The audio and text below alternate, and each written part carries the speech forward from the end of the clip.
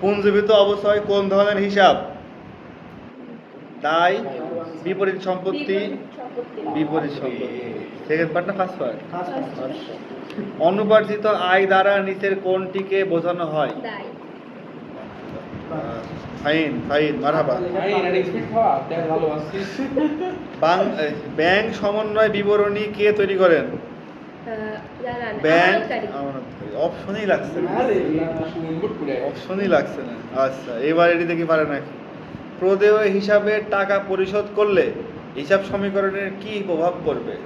প্রদেয় হিসাবে যদি টাকা পরিশোধ করে তাহলে হিসাব সমীকরণের কি প্রভাব পড়বে?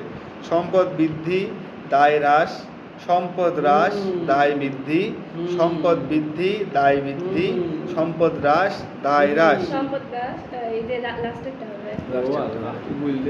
মানে এরকম প্রশ্নটা কি অপশন শুনলেই সমস্যা, অপশন না শুনে নিয়মিত বলে যান তাহলে হয়ে যাবে।